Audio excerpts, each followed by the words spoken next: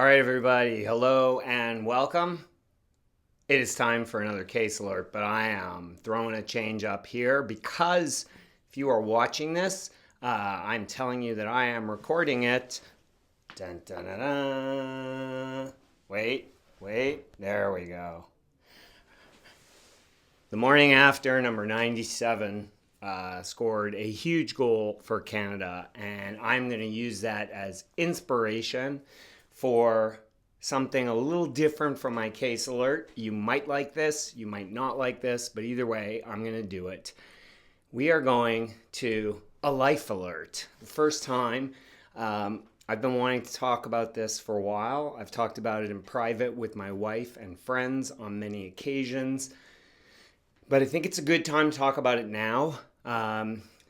I am lucky enough to be in a position of very, very minor influence where some people do listen to me and watch my videos. And I feel that in unstable times, we all need to contribute to any solutions that are going to come out of this.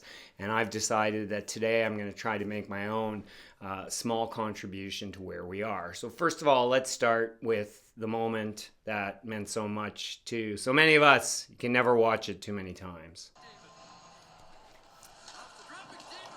Almost scored there.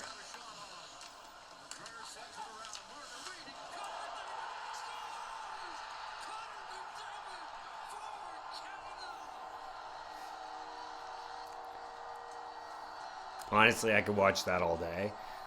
But for the non-hockey fans, I'm going to skip to talk about why this game had so much significance. And I think many of you know about it, is that we are living in the most unstable times of my lifetime. I'm older. I grew up in the 70s, close enough to the end of the Second World War that my parents, who were born in the Second World War during it, remember what it was like, and certainly heard about it from their grandparents and the people who died during those events. And the reason we keep going back to those is there were unstable times before. I lived through the nuclear crisis. There were a lot of big issues. I don't want to suggest there weren't, but it seems that for the first time in my lifetime, we're facing real questions about the fabric of our country and about the way we're being treated by a very large, powerful neighbor to the south, and the angst that creates for people. So today, I want to do my best to try and draw upon this great moment that I think gave people really much more than just a hockey game. I don't usually get that excited about these types of things, but last night I was, and that's meaningful for me. So first of all, we have to understand the context. If you're not paying attention to what's going on in the world today, you probably should be. It's not just Trump. Trump is just a symptom of a problem that is spreading throughout the world. There are real concerns. My wife is German. We follow Germany very closely. Germany is not in danger of going to the far right at this moment any more than Canada is, but the rise is nonetheless alarming. And when you watch what's going on in the world, you can see that there are always people who are seeking to profit from disorder. And Trump is really just a situation of a lot of people who are power hungry, seeking to grab from disorder. And I think that threat is certainly less present in Canada. I don't think Canada is in danger of going down that path, but the signs of fracture are there, and I am concerned about it, and I know that many others, including people watching this, are concerned about it. So I guess my question is this: like, what can we do? What can you as an individual, what can I as an individual, because we're not just individuals. Don't forget that the people who are mostly watching this life alert, as I call it, are lawyers, meaning that you have positions of influence. You're largely an educated group. You're largely, I don't want to say immune from economic shock, because nobody is, but certainly not at the front end of what's going to happen if, if the car industry, loses business because of free trade, because of lack of free trade. Like, I'm not saying that will not have spill on to lawyers. I do. But most of the people watching this are not in that extreme situation of vulnerability. So my question is, what can we do about it?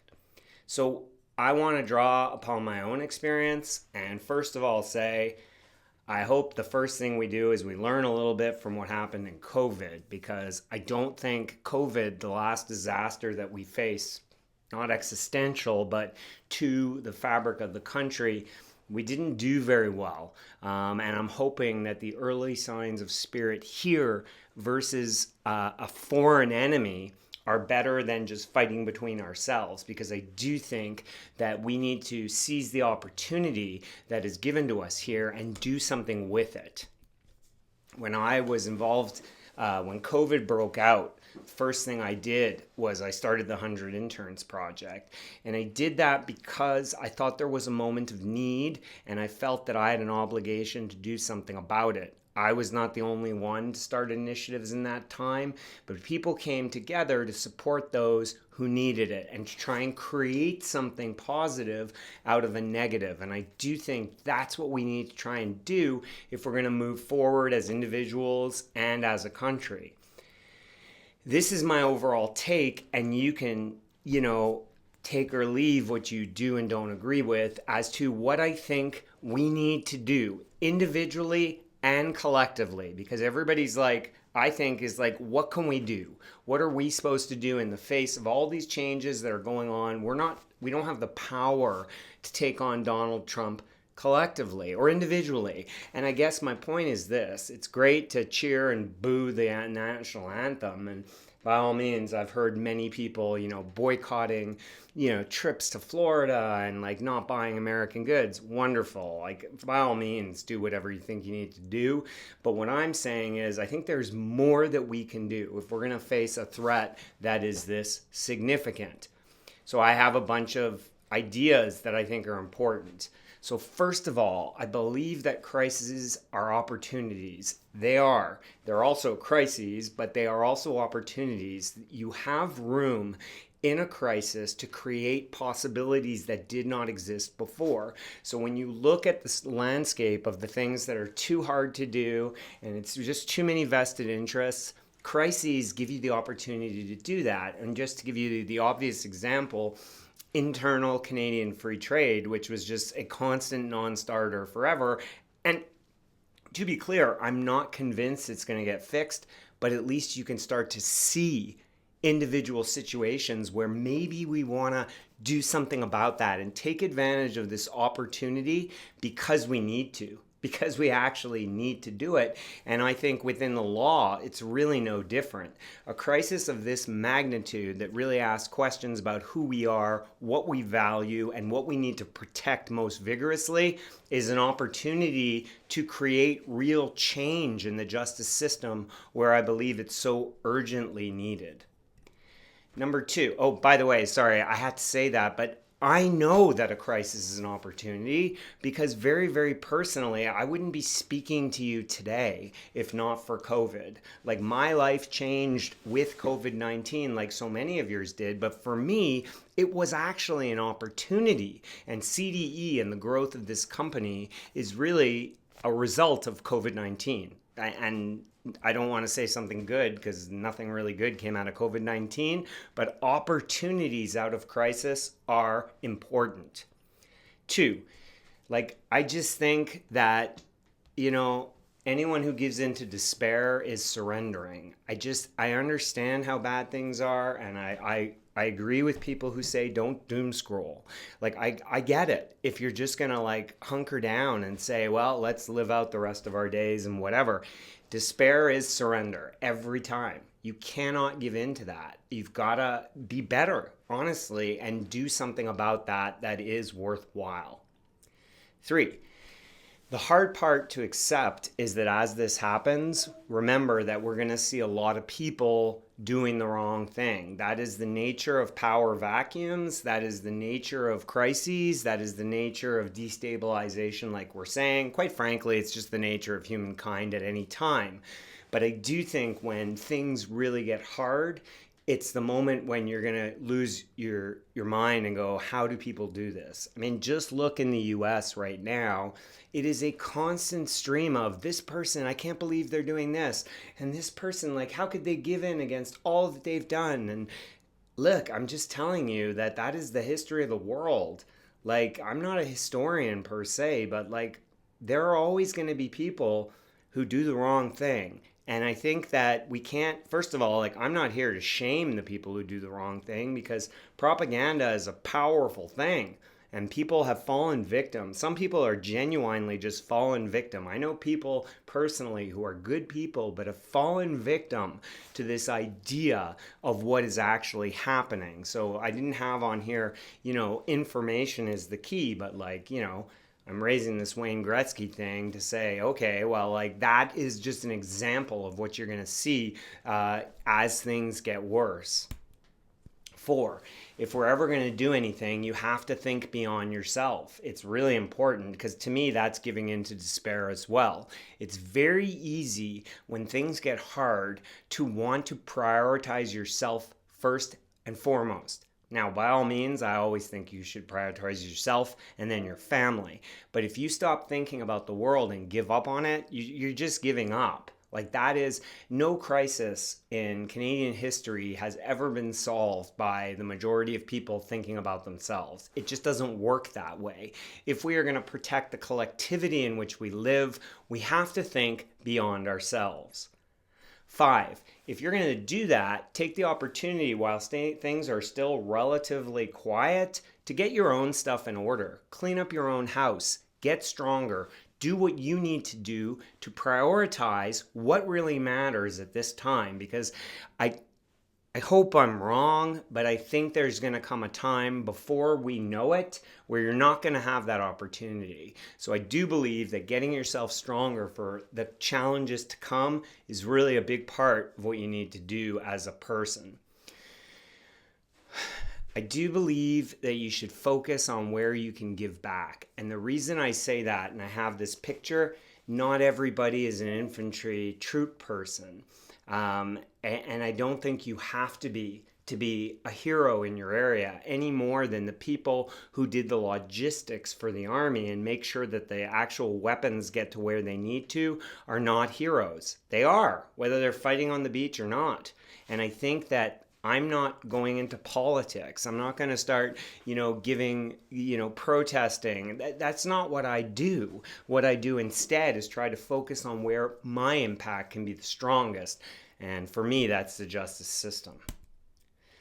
7, we are relatively privileged. Everyone watching this video, we are relatively privileged people, and supporting those who are going to need it most is a critical part of creating a united vision of a better place to be. It is, in my opinion, not the time to be squabbling, and this will never fully take place, but I do urge you all that where there is time for squabbling, it's not now.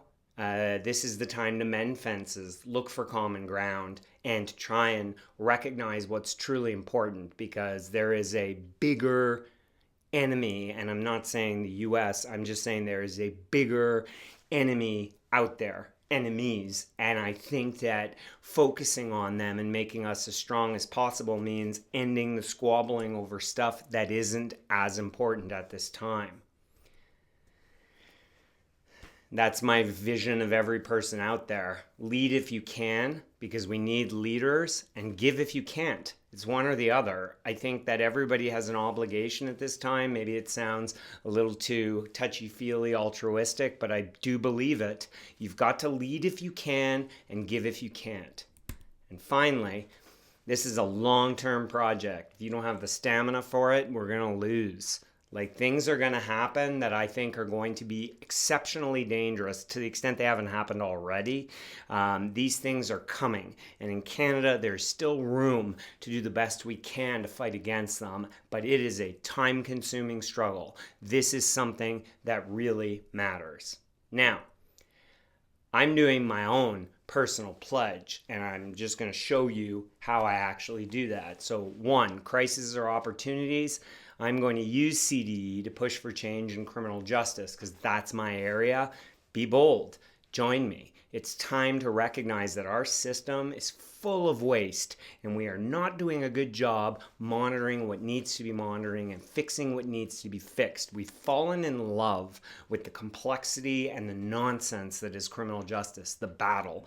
There are real people being hurt every day, and we need to find initiatives to reduce that suffering in every way we can.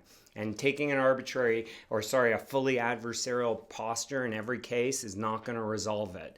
I'm going to use CDE for what it's always been meant to be, which is an advocacy organization to actually take on the mantle of saying, well, criminal lawyers want change too, and this is what's needed for everyone.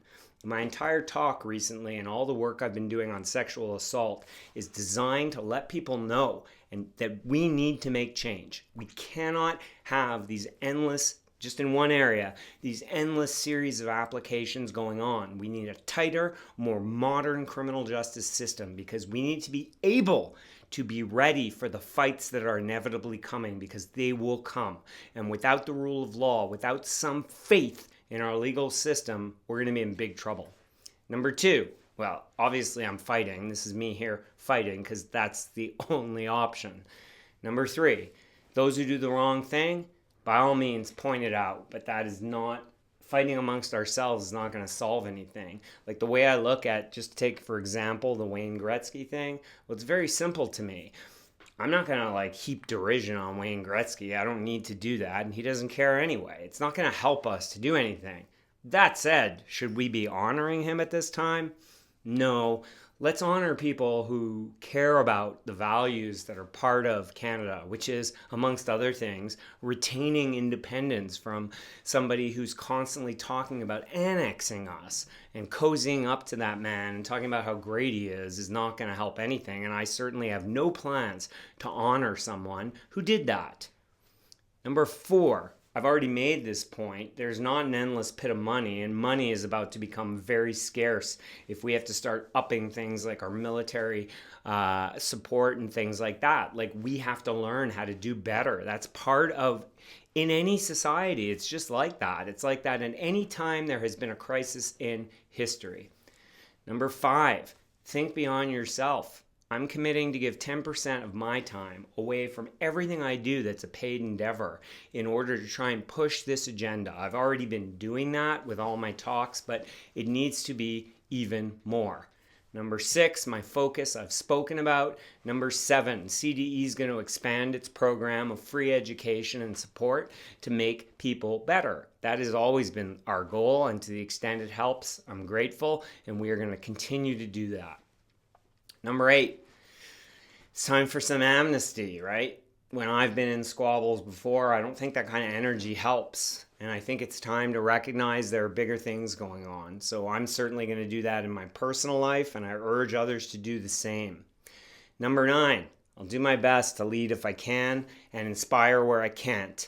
And finally, I'm prepared to go the distance, and you should be too. This is a serious matter, the most serious I've seen. I have children, and I want them to live in a country that continues to exist with all its flaws in a manner that is as good as any in the world. I'm going to be concrete. If you're a 100 intern, you owe me one. Every one of you. There's 100 of you. Find everybody. You owe me one. Make your pledge. Do something. Do something to give back for what was given to you. And everyone else, think about it as well. Now, I just want to address two things. There is a possibility that, number one, I'm just being over dramatic and overstating the danger, and or overestimating what one person can do about it. I am very aware of those possibilities. But here's what I want to say about them. I mean, if it's A, what's the harm? What I'm talking about is all good stuff. There's no harm. Maybe it's all gonna work out great, but there's no harm of doing great stuff and being good. If it's B, if we're screwed anyway, at least we go down knowing we've done what we can. We've watched enough movies to know that. I mean, Jesus, do we have to go watch Avengers Endgame? Oh, we're all going to fight to the end. Yes, that's what we do. It's not like the outcomes are known. I mean, we've been here before. not me personally, but we're so distant that we've forgotten. Like, people can work together. People can come together for common goals. That's what that hockey game shows. They fought together. I know, it's hockey. But nonetheless, like, we've been through these things before. And it's important to recognize we're just so forgotten. Like, I was born after all the wars. I was born, and when I was growing up, Vietnam was the big thing. And there was this anti-war fracture. But Canada hasn't been in a real war in my lifetime. Like, yes, they've contributed military. I'm not trying to denigrate our military, but like, there has not been that level of upheaval. We've been living in really positive times. There is a roadmap. Like, there is. It's happened before. Like, the countries have come and overcome great obstacles, but slogans and trips are just not enough. There's more that needs to be done. So, um, like, I've never been a big fan of this best country in the world stuff. I've lived in 2 other countries that seem pretty damn good to me in a lot of ways, but this is my home country, and I do believe we are a great country and can be. But to do that, we need to act. It's not enough to wave the flag and yell and boo the American anthem. We need to do things, and this is the time. If you're not prepared to do that, you're just clogging up any possibility of change. And it's really important to always keep that in mind. If you agree, give me some feedback. In the comments of the YouTube, I usually don't ask that. Send some comments. I'll make this public if people think it would actually matter. If not, I've said my piece. I'll go away and do what I'm going to do personally to try and make some change. But I think this is a time we need to do better, and we can all rise to that moment. So, in the spirit of Connor's great goal from yesterday, I wish all of you, as always, to have a fantastic day and think about how you can be part of change in a country that so badly needs it at this time. Have a great day, everybody.